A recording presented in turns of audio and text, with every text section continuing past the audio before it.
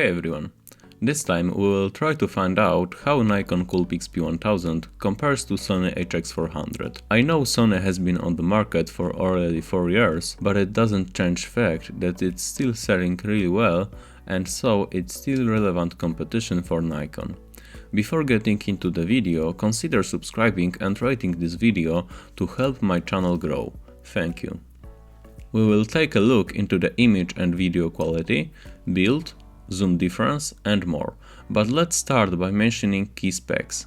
Coolpix P1000 has 1/2.3 inch 16 megapixel CMOS sensor, 125x optical zoom lens that's 24 to 3000 mm with f2.8 to 8 aperture, records videos up to 4K at 30 frames per second, has RAW format support. Sony HX400 has 1/2.3 inch 20 megapixel CMOS sensor, 50x optical zoom lens that's 24 to 1200 mm with f2.8 to 6.3 aperture, records videos up to 1080p at 60 frames per second. When it comes to portability and comfort, I have to give a point to HX400 because it's much smaller and more than 2 times lighter than Nikon Coolpix P1000, which on the other hand provides more premium feel of higher quality and more of a professional camera-like design. Well, maybe aside from that zoom ring, which moves nicer on Sony. So it really depends on you. What do you prefer? Better build quality or better comfort and portability?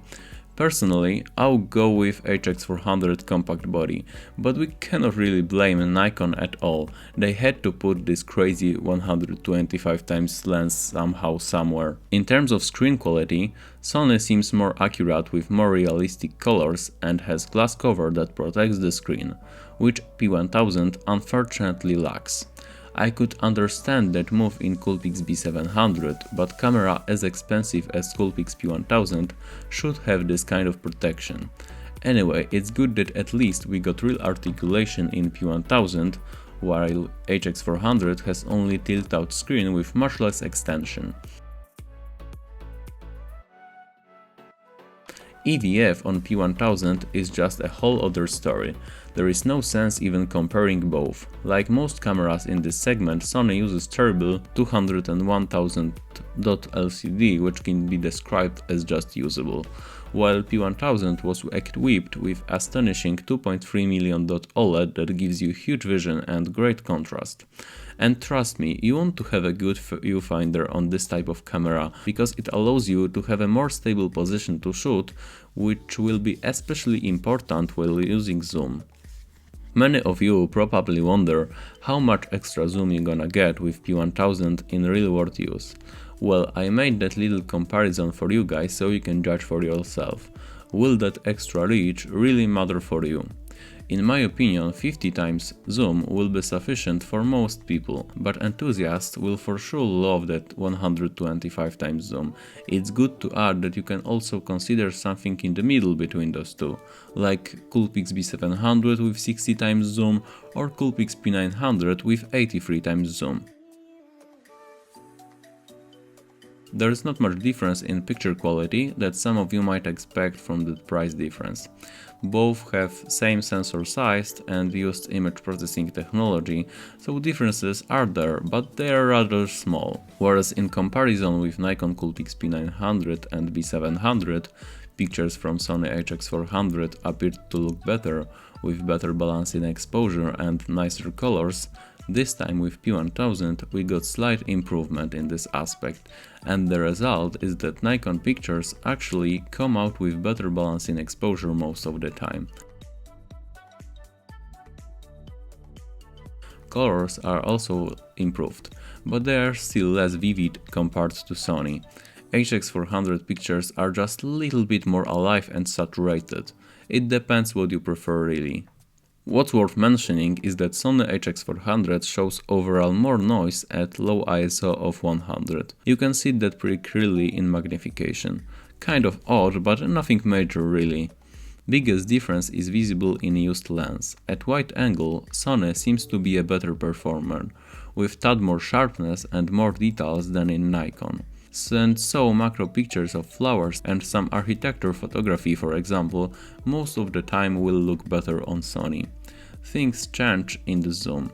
Pictures are way better on Coolpix P1000, with much more clarity and details thanks to its much better overall lens that provides excellent sharpness all the way across the focal length range, which is very important with this type of camera.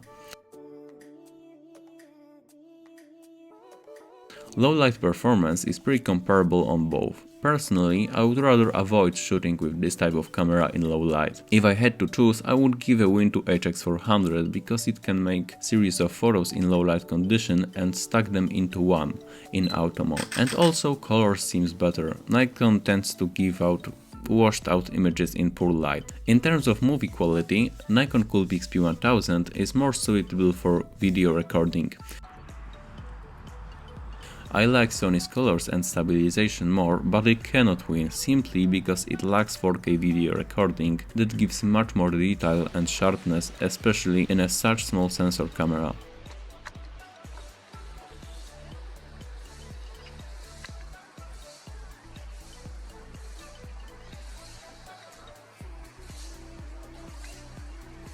To sum up, aside from that big zoom difference, both are very similar and there are not so many other revolutionary things in P1000.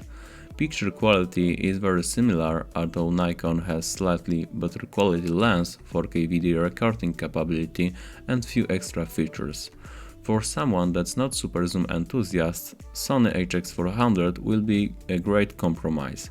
But its major problem is that it unfortunately lacks that lens sharpness that most Nikon super zoom have. If you want little more than that, maybe consider Nikon Coolpix B700 with 60x optical zoom. You can find HX400 versus B700 comparison video on my channel also. That said, you have to be a real super zoom enthusiast to buy Nikon Coolpix P1000, but it definitely holds title of super zoom king.